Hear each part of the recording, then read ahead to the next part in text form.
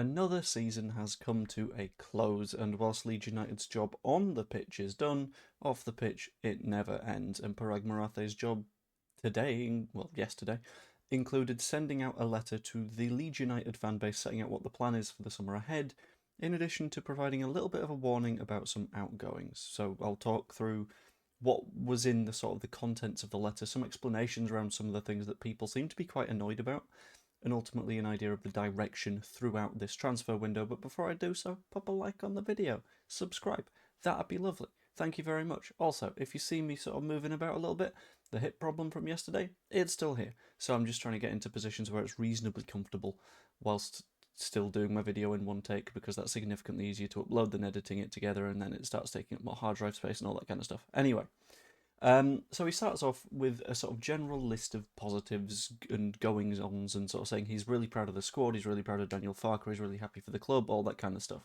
These sort of general niceties that you come to expect during these. So he includes specifically mentioning the victory against Scum at Old Trafford, which fantastic, brilliant. We took more points off them this season than they took off us, which is rare, especially when they actually had a good season for once. And he also mentioned our deep run into the FA Cup, which was a nice surprise. I think at the start of the season, everyone was sort of thinking, well, we'll sack the FA Cup off because that doesn't hugely matter to us right now. And we'll just, if we go far, we go far, that'll be a nice bonus. And we did go far, and it was a nice bonus. And hopefully we're able to replicate it again. No pressure, Daniel. In addition to that, he was very, very thankful of the Elland Road atmosphere. He noted how, of the 47 points that we got all season, 32 of them were at Elland Road, which is spectacular form. Strong side at home. Hopefully we get better away from home next season. And then we get into the meat of the letter. So, specifically, and I've got a few of these as quotes written down, so I want to get them 100% right. He said, "The road would not be easy. That is still true." This being at the start of this season, he said that it's not going to be an easy road. It's going to be fairly tricky. There's going to be a lot of sort of challenges and bits and bobs and things that we need to get right. So watch out for the bumps in the road, and the bumps in the road are still going to be there. The second season is just as hard. As we know, the statistics on going down include a 50% chance of going down in your first season, then another 50% chance in your second season. So we still need to build, we still need to strengthen, we still need to improve, and hopefully we are able to do so.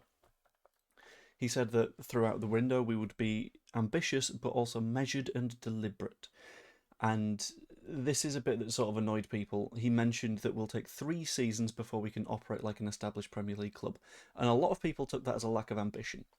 And here's why it isn't a lack of ambition. Here's why it's just a sort of common sense thing. PSR ran on a 3-season rolling revenue thing. So at the moment, last season, the season that we've just finished, is Premier League revenue. That's fantastic, that's huge. But the season before that is the Championship, and the season before that is also the Championship. So the average of our revenue is ridiculously low compared to the rest of the league. After next season, we'll have 2 seasons of Premier League football, which is brilliant. It's a massive improvement over what we did have. But the third season, counting back, will still be in the EFL, and will still be vastly lower than we sort of want it to be, because, well, we didn't win the playoff final, which meant we spent another season down in the Championship. All of this means that we don't have the same sort of money to throw around based on the regulations that other sides do. This isn't a case of they don't want to act like an established Premier League side. This is a matter of the regulations don't allow them to, and this is elaborated a little bit further in the next point, in which he said that the change from PSR, is it Profit and Sustainability Regulations, is moving to SCR, which is the squad cost ratio. To explain that relatively simply, you're able to spend 85% of your club's revenue on squad costs. So that is specifically transfer fees, wages, agent fees, all that kind of nonsense, all that kind of rubbish. And Paraag was very, very careful to say that, as promised, he has spent every penny that was possible this season. The accounts will show it, that we pushed incredibly hard to get as many signings as we could done. The only way that we would have been able to, for example, get Harry Wilson in is if by the end of June we would have completed a sale, which isn't necessarily likely. That's always quite difficult. Sorry, I'm having a hip moment. So the fact of the matter is we are spending what we can at the minute, and it's a case of how much are we able to.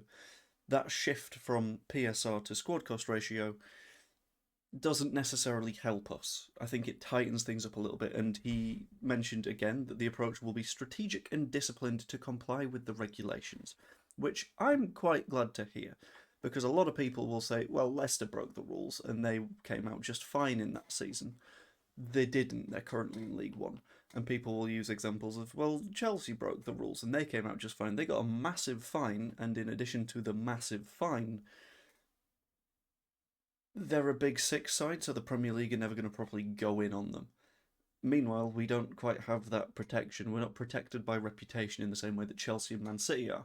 We're more likely to land in the territory of an Everton, for example, who will just get points deduction on points deduction on points deduction and find ourselves unfortunately circling the plug hole because we overspent, which is never a good idea. I know a few people have advocated for breaking the sort of PSR and SCR limits because, what's the harm realistically? For me, the harm is if the gamble doesn't pay off and you end up going down anyway, that just adds more and more and more cost. And this is where Paraag said another thing that might get a few people on edge.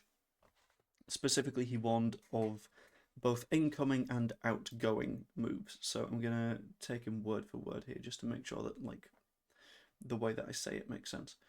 Our approach to the transfer market will once again be strategic and disciplined to comply with regulations. We've covered that bit, while striving further to improve. So we are looking at making the squad better, and players will both arrive and depart as a result. I think a few people have taken this as fear around the likes of Ethan Ampadu, around the likes of Pascal Struijk. Pascal Struijk, I think, could in theory go. He's been here a very long time, and it'd be expensive to replace him, but if he wants to go, I think he's earned the right to do so.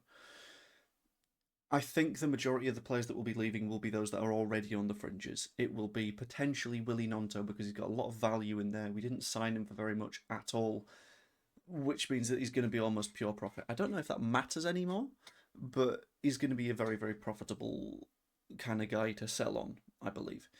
If an offer comes in for Dan James, we can likely see him go. Piru, gone. Bonanotte isn't coming back very clearly. Jack Harrison, I think, goes. Joe Gelhardt goes. Ramazani goes. Mateo Joseph, unfortunately, doesn't go because injured, but you see what I mean.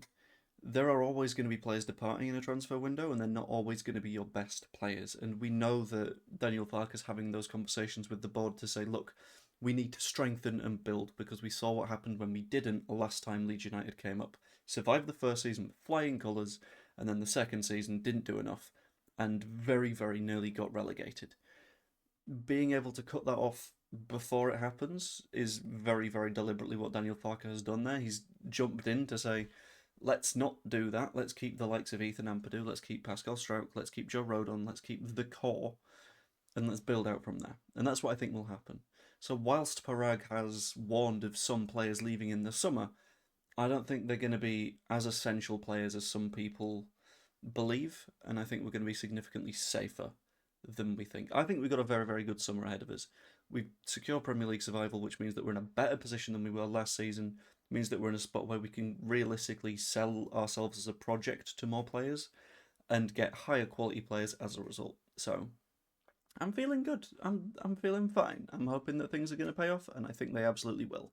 And in the next few days, we are fully expecting various announcements on the likes of Caldalo or Ampadu or Struijk when it comes to those contracts, because that was also discussed quite heavily by Daniel Farke. So hopefully that happens very, very shortly.